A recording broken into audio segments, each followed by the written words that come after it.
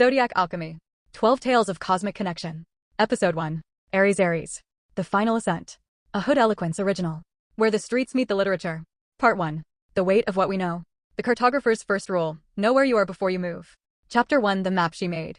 The problem with Sienna Branch was not that she was cautious. The problem was that she was right. She had been right about the weather window. They had 40 minutes before the cloud system rolling in from the northwest turned the ridgeline into a wide-out corridor. She had been right about the secondary entrance. The eastern passage collapsed under its own load-bearing failure while they were still consulting the survey data, which meant the only viable route into the temple's inner sanctum had been the western approach all along. She had been right about the altitude effects, prescribing the acclimatization protocol that every member of the initial expedition had ignored, and 3 of those members had been metavased off the mountain before base camp week was over. Sienna Branch was almost always right. What she was not right about was Kael Davis. She had mapped him wrong from the beginning. Had read him as reckless, as one of those adrenaline-drunk men who operated on stimulus and ego, who treated preparation as an obstacle to the experience they were chasing. She had catalogued him in her mind the way she catalogued difficult terrain, possible, but requiring significant workarounds and constant monitoring. She had not mapped the intelligence. The patience, specifically the way he watched and waited and held his silence in a room the way a held breath holds before a dive. She had not mapped the way his hands moved when he was working a problem, slow and deliberate, as if every motion had been considered twice before it was executed. She had not mapped the way he looked at her when she was mid-sentence and hadn't finished her thought yet, like he had already arrived at the end of what she was saying and was simply waiting for her to catch up, not impatiently, but with something that looked disturbingly close to reverence. She had not mapped any of that, which meant she had drawn the wrong man. They had been partnered 6 weeks ago by the expedition's academic backer, the Naharali Cultural Preservation Foundation, who had decided, not wrongly, that a cartographer with Sienna's credentials and a field guide with Kael's record was the only combination likely to document the site before the monsoon season rendered it inaccessible for another 18 months. The rest of the original team had rotated out. Budget constraints. Fear. The particular kind of discomfort that comes from being in a beautiful, unforgiving place with someone who makes you feel like you don't quite deserve to be there. Just the 2 of them now. 12 days on the ridge. 9 days inside the complex. 9 days of Kael's voice in the dark of the upper corridor, low and warm and specific, narrating features of the stone that she would cross-reference against the survey data back at camp. 9 days of his hand on the small of her back, not possessive, not presumptuous, but present and certain as they moved through narrow passages where a misstep could mean a 20-foot drop to the chamber floor below. 9 days of the particular intimacy that develops between 2 people who are regularly in danger together, the shorthand, the silences that mean something, the way trust is not discussed but demonstrated, daily, in the body. She was in trouble. She knew she was in trouble. She had a methodology for trouble: identify it, name it, route around it. She had named it 3 days ago, lying awake in her sleeping bag with the wind doing its low, sustained howl across the ridgeline, listening to Kael breathe 8 feet away on the other side of the tent. She had named it attraction. She had named it specifically, the kind that did not feel like want so much as it felt like recognition. Like something being matched up. Like 2 survey points on separate datasets that turn out to be describing the same landmark. She had named it, and she had not routed around it because the routing options all required more distance than this mountain permitted. The morning they entered what Kael called the deep room, the innermost sanctum at the heart of the complex, accessible only through a descending spiral corridor carved with astronomical glyphs, Sienna was carrying her ranging equipment, her tablet with the digitized site maps, and a growing, specific anxiety that had nothing to do with the structure and everything to do with the man ahead of her on the rope. Slower, she said. Her voice in the corridor was flat, absorbed by stone. I'm moving at exactly the pace you specified in the entry protocol, he said, without turning. I know what pace I specified. Then, I'm updating the specification. A pause. Not hesitation, consideration. She could tell the difference now. What changed? He asked. The floor profile. The 3rd and 4th steps down have a new fracture line that wasn't on the survey map from Monday.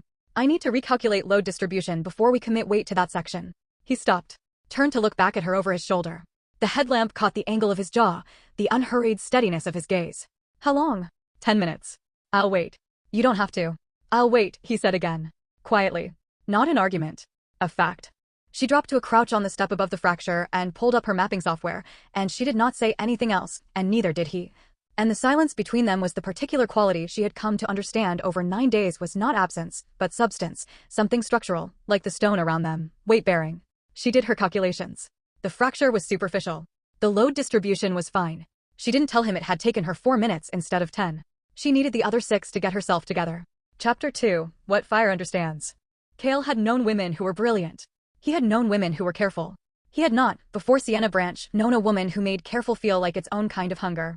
He had come up in a world that valued the decisive move, the bold read, the willingness to commit resources to a direction before the data was complete.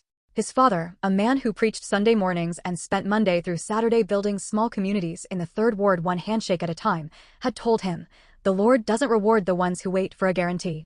He rewards the ones who move in faith." Kael had taken that lesson and carried it out of Houston and up the side of everything that looked like a wall.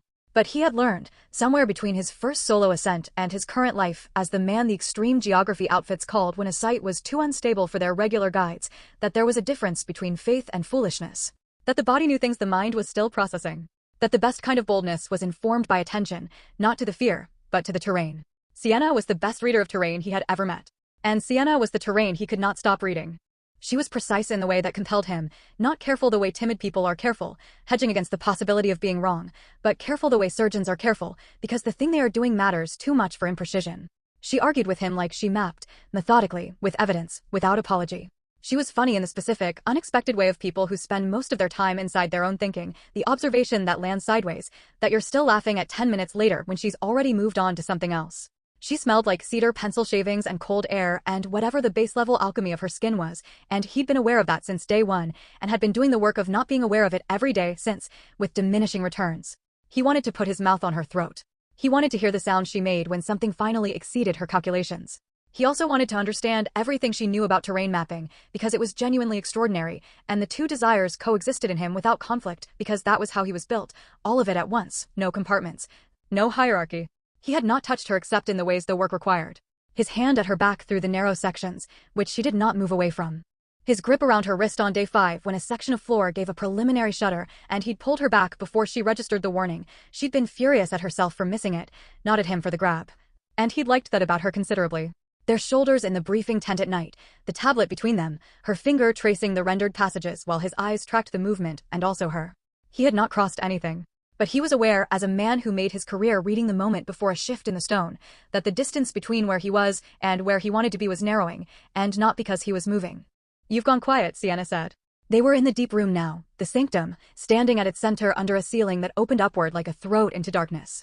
The floor here was inlaid stone, astronomical patterns worn smooth by centuries of something. Weather? Ritual? The documentation would take the better part of the day. "I'm working," he said. "You work loud. You narrate." "I'm thinking then." She looked at him.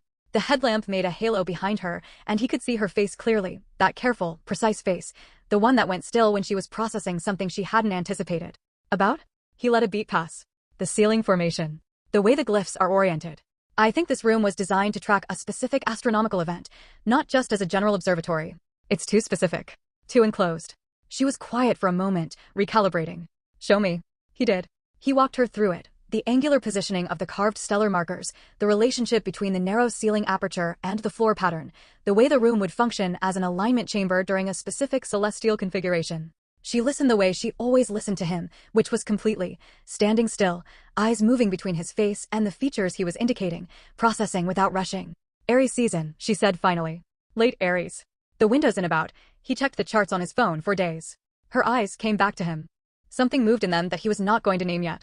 "Then we need to be here in 4 days." "Yes," he said. "That's the documentation window." "Yes. We'd need to stay."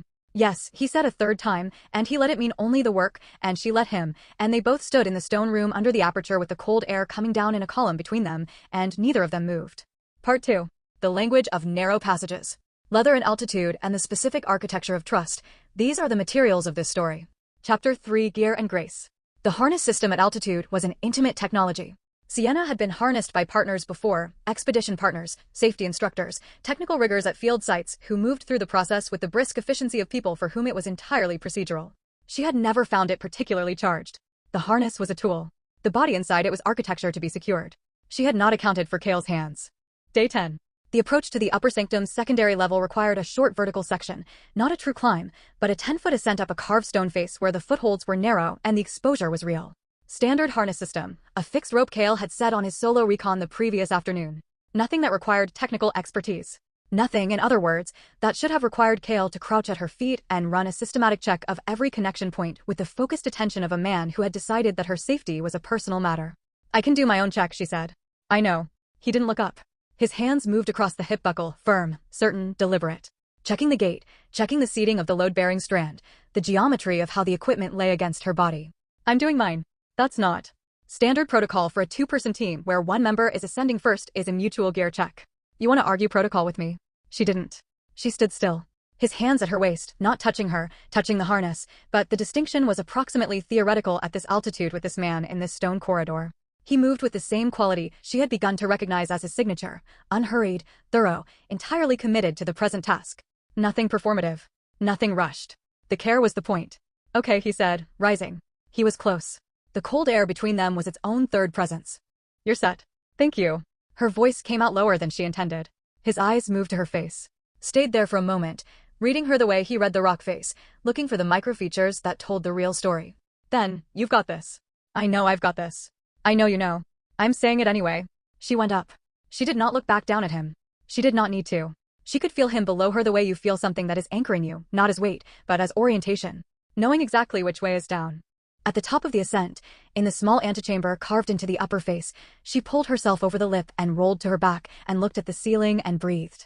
She was not winded from the climb. She was winded from the decade of catalogued experience that Kael Davis had apparently decided to walk through in the last 10 days, systematically dismantling every organizational system she had built to manage the fact of him. She heard him on the rope below her. Smooth, efficient, no wasted movement. He came over the lip and stood and looked around the antechamber and said, "Good ceiling work, the way other people say good morning," and she made a sound that was not a word but was in the neighborhood of agreement, and he glanced at her, where she was still lying on her back, and his face shifted, just slightly. "You all right?" "Completely," she said. He sat down on the floor beside her.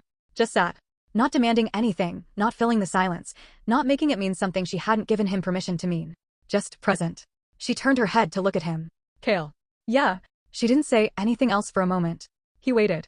That patience of his, the particular quality of it, was almost unbearable. "I mapped you wrong," she said. He processed that. His jaw moved, that small tightening she'd learned to read. "How so?" "I thought you were impulsive."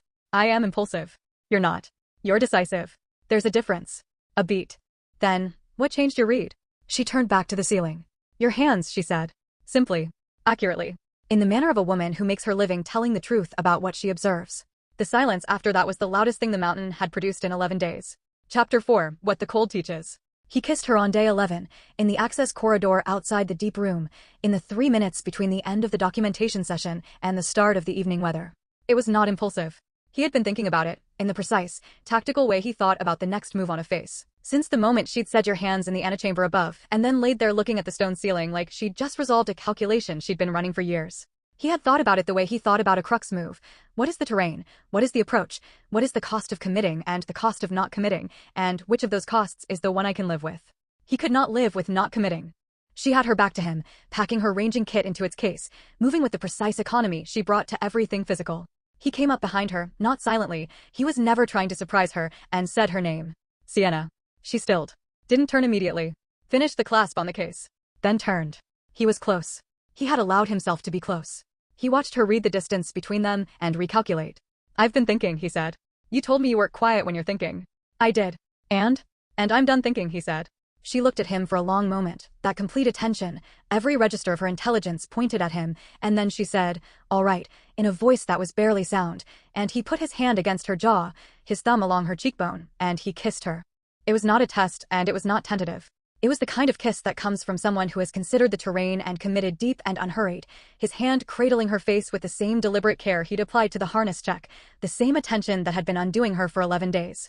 She made a sound against his mouth, that sound he'd wanted to hear, the one that meant something had exceeded her calculations, and her hands found his chest, his collar. And she kissed him back with a thoroughness that was entirely on brand and entirely devastating.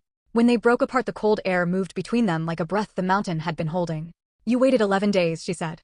Her voice was not quite steady. "I had data to gather. That is the most cartographically offensive thing anyone has ever said to me." He laughed, and she had heard him laugh before, that low warm sound, but not like this, not with this particular quality of release, of something that had been held now being set down. She felt it in her chest. She felt it move through her like an altitude shift, a reorientation. "We have work to finish," she said. "We do. And you have to stop looking at me like that while I'm working." He didn't look away. "I'll see what I can do." She picked up her gear case. She walked back toward the documentation grid. She did not successfully suppress the thing her face was doing. She was, she understood, in very serious trouble. And the routing options were, at this point, entirely theoretical. Part 3. The Trap. Some rooms are not built to hold what happens inside them. Chapter 5. The Mechanism. Day 12. The astronomical window. They had known it was coming. Sienna had plotted it to the hour, the narrow band of time during which the configuration of stellar bodies would align with the room's aperture, producing the light mapping event that the builders had almost certainly designed this space to capture. She had her documentation equipment staged. Kael had checked every structural element in the access corridor twice. They were ready. The temple was not. The deep room was as they had left it, the inlaid floor, the carved astronomical markers, the narrow ceiling aperture that would, in approximately 90 minutes, begin to admit the aligned light. They took their positions. Sienna at the documentation station, Kael near the entry corridor maintaining structural watch. He had developed the habit over 12 days of keeping himself positioned between her and the most likely failure point in any space they occupied. She had stopped arguing about it 4 days ago. She had filed it instead under the category of things about Kael Davis that were inconveniently good. The first sign was sound. Not dramatic, just a shift, a resonant click from somewhere below the floor, like a mechanism engaging. Like something that had been wound for a very long time had finally found the configuration it was waiting for. Kael's head came up. Did you hear? Yes. She was already on her feet, tablet in hand, pulling up the structural overlay. Floor level. Below the inlay. The second sign was visual. A seam appeared in the stone at the room's eastern wall. Not a collapse, a deliberate unsealing. A door, counterweight, responding to something mechanical buried below the floor that the astronomical alignment had triggered. It's a functional mechanism, Sienna said, and she could hear the awe in her own voice before the urgency caught up with it. Kael, the room is functional. This whole thing is. The third sign was the floor. The inlaid section, the astronomical grid pattern they had been documenting for 3 days, shifted. A quarter inch. Then another. The counterweight mechanism that opened the eastern door was drawing support from the floor's load-bearing structure, and the floor's load-bearing structure was, it turned out, already compromised in ways that Sienna's surveys had not fully captured because the surveys had been conducted while the mechanism was dormant. The floor was giving way. And the entry corridor, the only exit, had sealed. Exit, she said. Already moving. It's sealed. He was at the corridor, hands on the stone, feeling the interface. Pressure gate. Same mechanism. He turned. It's not going to open from this side while the floor sequence is active. Sienna ran the numbers in her head with the speed that came from 11 days of living inside the structure's logic. Entry mechanism activated by astronomical alignment. Floor sequence triggered by entry mechanism. Exit sealed by floor sequence. The system was designed to open the eastern door and seal everything else, presumably to concentrate the occupants at the moment of astronomical observation, to force the culmination of whatever ritual this space was built to house. It's a lock, she said. The whole room is a lock. It locks from the inside during the event. How long until the sequence completes? She checked her tablet. The floor was continuing to shift, not catastrophically yet, but the crack propagation pattern was accelerating. The astronomical window is 90 minutes. But the floor won't last 90 minutes. The fracture propagation at this rate, she ran the model, felt her stomach drop, 20 minutes, maybe. Before the central section becomes low critical. What triggers the exit to unseal? I don't know. It might be the completion of the astronomical event. It might be a manual mechanism. It might be, she stopped. She made herself say the next part. It might be a system designed for people who knew the exit protocol. Which we don't. Kael looked at the floor. Looked at the ceiling. Looked at her. The eastern door, he said. The eastern door opened into the mountain. We don't know what's on the other side. We know it's not this. Kael. Sienna. His voice was its level, certain self. The exit is sealed. The floor is failing. The eastern door is open. That's the data. There could be a mechanism to unseal the exit. If I can access the pressure plate configuration. In 20 minutes. Maybe less if I. Sienna. Not sharp. Not impatient. Just present. Precise in the way she associated with herself, which was disturbing. Look at the door. She looked. The eastern door was open. It was approximately 3 feet wide. Beyond it was the dim suggestion of a passage rough cut, ancient, different in character from the finished temple interior. A natural formation reworked. Possibly a long drop. Possibly a through route. The door was also narrowing. It's on a timer, she said. Yes. When it closes. It closes, he said. The floor cracked. Not a split, a sound, the deep structural sound of weight exceeding tolerance, like a question the stone was asking before it answered itself permanently. Sienna looked at the door. At the floor. At her tablet. At the data. The data said, there is no solution that fits within the available time. The data said, the only remaining variable is what you are willing to do without knowing what's on the other side. She hated that. She hated it specifically and completely. Chapter 6, The Leap. Kael watched her think. He had come to love watching her think, the particular quality of concentration that came over her face, the way her eyes moved between data points without landing, processing at a speed the external world couldn't track. He had come to understand, over 12 days, that the thinking was not the problem. The thinking was her superpower. The problem was only when the thinking ran out of time. They were out of time. The door was at approximately 2 feet. The floor had developed a sag in the central quadrant, not visible yet, but audible, the low complaint of stone doing math it was going to fail. 12 minutes, maybe. He'd been watching structures give way for 15 years, and he knew what the precursor sounds meant. He crossed the room to her. Sienna. I'm almost. Sienna. Stop. He put his hands on her face, both hands, the way he'd kissed her, holding her attention. She stopped. Looked at him. There's no mechanism solution in time. You don't know that. I know that. Look at me. Do you trust me? She searched his face. He let her search. He had nothing to hide and nothing to prove and no agenda beyond the fact that she was the most remarkable person he had met on this mountain or any mountain, and he was not going to let the floor take her. Yes, she said. Then I need you to let the data go. The floor made it sound. She closed her tablet. He moved fast then. She was already moving too, because the trust was real and she had made her decision and Sienna Branch did not make decisions halfway. He pulled her gear tight, ran a fast physical check by instinct and muscle memory, pulled his own straps. He grabbed the rope from his pack and clipped them together, a 4-foot tether, short enough to move as a unit, long enough not to tangle on the threshold. You're going to feel me, he said, clipping the final gate. Don't fight the direction. I've got your body. You think about landing. Think about landing, she repeated. Her voice was steady. She was extraordinary. On my count. The door was at 18 inches. The floor was giving a sustained sound now, low and purposeful. 3, he said. He positioned them, him at her back, her forward facing, his arm across her chest. Her hands went to his forearm and gripped. He felt her weight against him, the solid reality of her, the warmth through the cold gear. 2. I don't know what's on the other side, she said. I know. Kael. I know, he said again. His mouth at the curve of her ear, the cold air between their faces. Neither do I. That's not the point. She understood.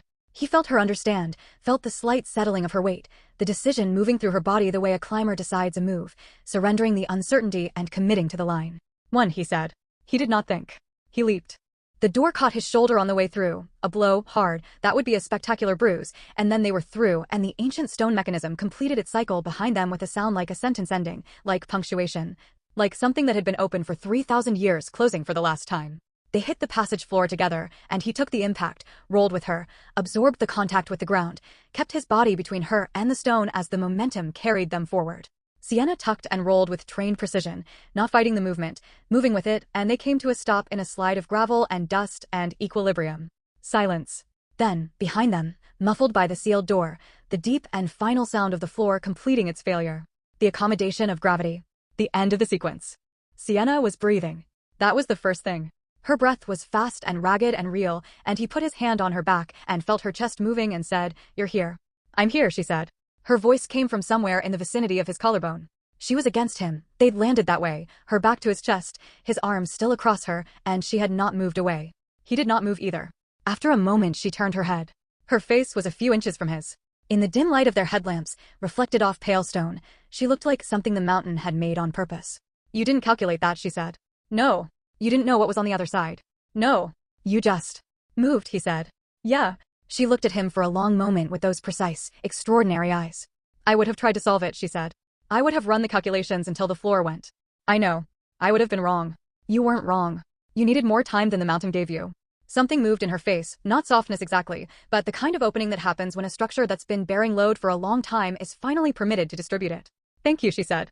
Precisely. Specifically. In the manner of a woman who does not say words she doesn't mean.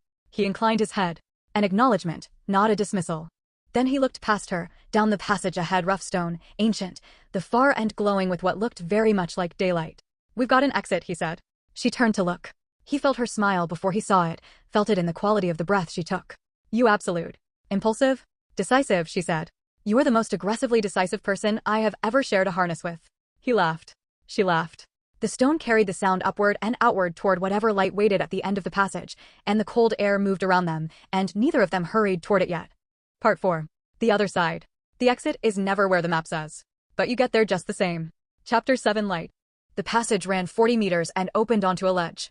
The ledge was perhaps 8 feet wide, carved into the southern face of the ridge at approximately 13,800 feet, 300 feet below their entry point, which explained the drop in the passage and the gravel on the floor. The sun, at this hour, was finishing its work on the western peaks, painting them in that particular palette of burnt orange and deep violet that exists nowhere on Earth at this altitude, that you cannot synthesize or replicate, that you can only witness when you have gotten yourself to a place that has earned you the right to see it. They stood on the ledge and watched the light change. Their breath made clouds. The tether between them went slack. They had not unclipped, not yet, not because they needed the safety but because neither of them had made the move to undo it. The rope lay in a loose curve between their bodies like a kept promise. "We're going to need a new survey," Sienna said. The Eastern Passage wasn't on the original maps. No. I'll need to go back in through the western approach and take measurements from the access side. We'll need to verify the mechanism's current state. If the floor failure was partial or complete, there may be structural implications for the Sienna. The lower corridor access points, particularly if the load redistribution. Sienna. She stopped. Looked at him. The sun is setting, he said. A beat. I know that. Look at it. She looked at it. He watched her look at it, watched the work mind release its hold, just briefly, just enough, and the woman underneath emerge and look at the sky with the full, unguarded attention she usually reserved for data. It's extraordinary, she said quietly. Yes. We almost didn't see it. He didn't answer. He didn't need to. The light took another 20 minutes to complete its shift. They stayed on the ledge for all of it. At some point his shoulder came against hers and she didn't move and he didn't move and the rope hung between them in the cooling air. He could feel the warmth of her through their gear, the specific heat of a person beside you at altitude, which is different from any other warmth, more present, more earned. Tell me something, she said. What? Something you've never told a survey partner. He thought about it. The honest answer surfaced without drama. That I come up here partly for this. The documentation, the work, that's real, I love the work. But I come up for the hour before dark when everything is this color and the world is small enough to hold. When all there is the specific place where you are. She was quiet. Your turn, he said. I don't tell people things. You told me I mapped you wrong. That was correcting an error. That's different. Tell me something that isn't a correction. Another silence. The sky had gone to deep purple over the eastern peaks. Below them, the valley was filling with shadow. I've been doing this work for 8 years, she said. Mapping remote sites. Rendering dangerous terrain accessible. I'm good at it. I'm proud of it. She paused. But I've been afraid, for most of those 8 years, of the thing that doesn't render. The thing that doesn't fit the map. She stopped. And, he asked. And you don't fit the map. He turned. To look at her. She was looking at the valley, her jaw set in the particular way it got when she was saying something true that she had spent energy not saying. Kael, she said. Yeah, I don't know what to do with that yet. I know, he said. Gently. You don't have to know yet. That's not how I work. I know that too. He turned back to the sky. We've got time. How much time? He gestured at the mountain, the passage behind them, the sweep of rock and sky and last light. As much as the work needs. She was quiet for a moment. Then, low. That's not nothing. No, he agreed. It's not nothing. Chapter 8 Camp. Getting down from the ledge to the base camp approach took the better part of an hour, a scramble down a talus field that Kael navigated with the unhurried certainty of someone who had been doing this long enough that the mountain's logic was his own. Sienna followed his line, her body learning from watching him the way she'd learned from watching him move through the complex, not by imitation, but by comprehension. By understanding why the choice was the choice. They reached the camp at full dark. The tent lights were on, they'd left them on timers. The camp glowed like a small, deliberate civilization at 12,000 feet. They didn't talk much getting dinner together, the functional conversation of two people who knew their roles in a shared space, who had learned each other's rhythm well enough not to require narration. He handled the stove. She handled the data upload, the nightly check-in transmission to base, the equipment log.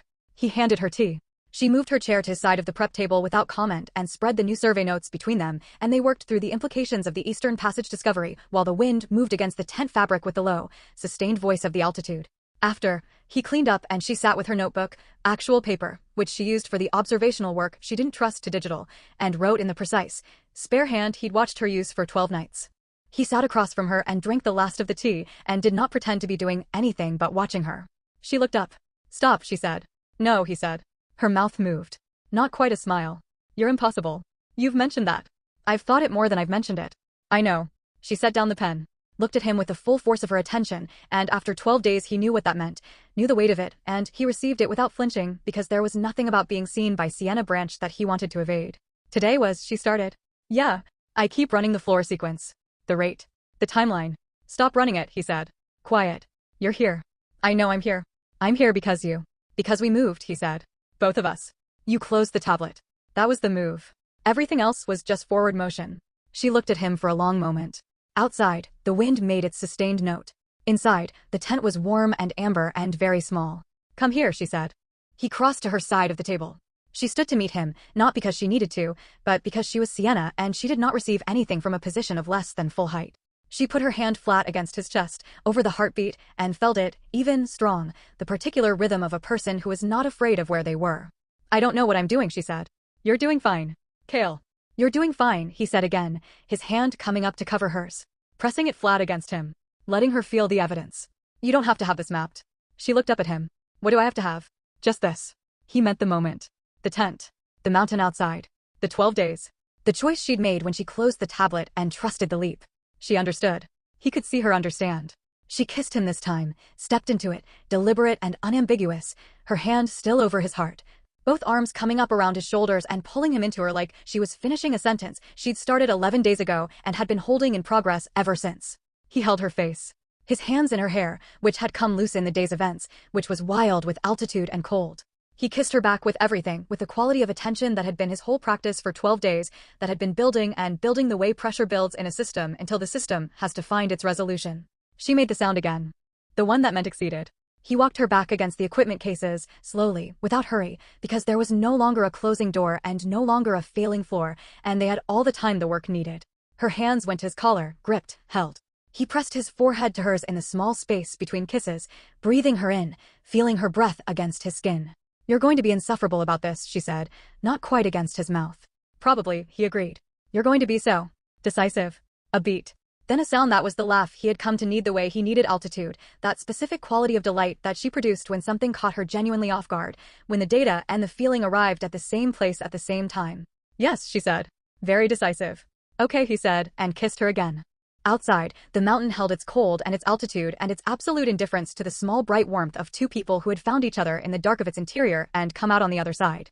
The stars at 12,000 feet were the specific, unmediated stars of a sky without light pollution, the sky that the temple's builders had watched and charted and carved into stone, the sky that had activated the mechanism that had sealed the room that had forced the leap. Aries season. Late Aries. The stars doing exactly what they had been doing for 3,000 years, patient as stone, pointing at the thing that needed to move. Part 5. What the Aries soul knows. Not reckless. Not reckless at all. Just unafraid of the cost of commitment. Chapter 9. The report she writes. 3 weeks after the Naharali Temple Complex, Sienna Branch submitted her field documentation report to the Naharali Cultural Preservation Foundation in the second week of May. It was, by every technical metric, the most comprehensive and significant site documentation the Foundation had commissioned in its 12-year history. It detailed the complete cartographic data for the complex's accessible sections, the discovery of the Eastern Passage, the activated mechanical system, and its implications for understanding the site's ritual function, and recommendations for a follow-up expedition equipped for the astronomical observation window that the current team had, as the report noted without elaboration, experienced in conditions that required emergency adaptation. The report did not mention the floor giving way. It did not mention the gap that was 3 feet wide and then 18 inches and then nothing. It did not mention the sound of the door closing behind them, which she could still hear in the first seconds of sleep, which had started to lose its edge over the 3 weeks since, which she thought might eventually become the thing it actually was. The sound of a door that opened onto what came next. She annotated the Eastern Passage photographs with precise geographic and structural notations.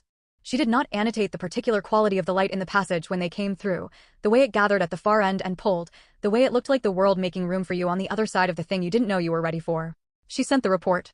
She made coffee. She sat at her desk in her Atlanta apartment, which was 8 floors up and faced south and was currently full of morning light, and she looked at the maps on her wall, the sites she'd documented, the terrain she'd rendered, and she thought about the Eastern Passage that hadn't been on any of them. Then she picked up her phone and called Kael. He answered on the second ring, which she had learned was his rate. He did not perform the social game of delayed response. He answered when he was available and didn't answer when he wasn't and did not construct meaning around either. "Done," he said. He knew she'd been finishing the report. "Done. How is it?" "Good. It's good work." She paused. "The Eastern Passage section is going to generate a significant amount of follow-up inquiry. They'll want to go back. They'll want to go back. The Foundation, the Journal, probably several other institutions once this gets into circulation." Another pause. "They'll want the same team." "Sienna." "What? Are you asking me if I want to go back?" She looked at the maps on her wall. At the unmarked space where the Eastern Passage would go when she added it. "I'm noting a professional circumstance that will likely arise." "You are the most elaborate person," he said. "I prefer thorough." She could hear the smile. "Yes," he said. "I want to go back. There's also," she said, and stopped. "Also what?" "There's also the question of," she stopped again. She, who could render any terrain into language, was stuck in the gap. She recognized the location. It was the place where the data runs out and only the decision remains. "There's also me," he said, without drama, in that direct, certain way that she had stopped fighting. "And you. And the question of what we do about that when we're not on the mountain." "Yes," she said. "That? What's your read?" She thought about it, genuinely, in her actual idiom, with her actual tools. She thought about the 12 days and the antechamber and the harness check and the floor and the leap and the ledge and the tent and the particular quality of being held by a person who had already decided that your safety was a personal matter and meant that in the largest sense. She thought about the fact that she had mapped him wrong, and what it meant to have been wrong, and what it meant that the correction had not felt like loss, but like arrival, like getting to a landmark and finding it was better than the map suggested. My read, she said, is that I have approximately zero useful data on what comes next. And I think, she said, slowly, in the manner of a woman making a decision she knows she's already made, that I'm going to close the tablet. A beat. Then, warm and certain and quiet as a held rope, I'll be there. Chapter 10, What Fire Builds. The Aries soul is not reckless. This is the misread, the category error, the mapping mistake that people make when they encounter a person who moves without hesitation toward the thing that needs to happen. Recklessness is indifference to cost. The Aries soul is not indifferent to cost. It has simply done the calculation faster than anyone else in the room, has weighed the cost of moving against the cost of not moving, and has found that the second cost is always higher. The Aries soul moves because it has already paid the price of standing still and found it unacceptable. Kael Davis had stood still, once. At 22, watching a relationship he'd cared about fail by degrees, failing because he'd waited for the right moment, waited for certainty, waited for the data to be complete before he committed. By the time he was ready to move, the terrain had changed entirely. The person had become someone else's home. He had not stood still since. Not on the mountain. Not in the deep room with the floor giving way. Not in the access corridor on day 11 when Sienna had looked at him with those precise, extraordinary eyes, and he had understood that the cost of this particular moment was her and whatever came after, and the cost of not moving was the same. Just slower. He had moved. He always moved. That was not recklessness. That was what fire understood about time, that it burns in one direction, and standing in its way costs more than stepping forward. Sienna understood it differently. She had come to it from the other side, from the architecture of precision, from the years of understanding that knowledge was protection, that a complete map was the thing that kept you alive in terrain that would otherwise take you. What she had learned on that mountain was not that the map was wrong. The map was essential. The map was her life's work, and she did not repent of a single contour line. What she had learned was that the map has a last edge. And past the last edge, the territory continues. Past the last edge, you can stand at the boundary with your instruments until the floor goes, or you can take the hand that's reaching for you and step into what isn't mapped yet and find out what's there. She had closed the tablet. She had not closed the tablet since she was 20 years old and had decided that knowing was better than not knowing. She had built a career and a methodology and a way of being in the world on the principle that the map saves you. The map had not saved her. Kael had. No, she corrected herself, sitting in her Atlanta apartment with her coffee and the morning light and his voice still in her ear. Kael had moved, and she had moved. And together they had cleared a door that was closing and hit the stone floor on the other side and survived. That was not rescue. That was something older and more structural. That was two people who had found the edge of each other's maps and decided, together, to keep walking. Epilogue. Aries season, the following year. The Eastern Passage had been properly surveyed, mapped, and incorporated into the Naharali Temple complex documentation. The mechanical system had been studied by 3 separate academic teams and was now considered one of the most significant examples of ancient astronomical engineering ever documented. Sienna's work had been published in 4 journals and presented at 2 international conferences. The Eastern Passage was, in her field, already called the Branch Passage. She hated that. She found it mortifying. Kael found her hatred of it the best thing that had happened to him all year. They were back on the mountain. Different mountain, a peak in the Chilean Andes, a pre-Incan site that a Foundation contact had flagged as requiring the same combination of cartographic expertise and extreme terrain navigation that had made the Naharali expedition successful. Sienna had reviewed the survey data for 6 weeks before agreeing. Kael had said yes before she finished the sentence. They had been doing this for 9 months. The work. Them. The specific, ongoing project of being 2 people who had come through a door together and were still, daily, negotiating what the territory on the other side looked like. It looked, mostly, like this. The weight of her head against his shoulder on the flight in. The shorthand that had replaced the need for full sentences on the approach. The way she now, sometimes, closed the tablet herself, not because the data was done, but because she had decided the data was done enough, and there was something on the other side of done enough that she wanted. The way he had learned to wait, sometimes had learned that her precision was not delay but care, that the 20 seconds she took to check a route that he already knew was safe was not doubt but devotion.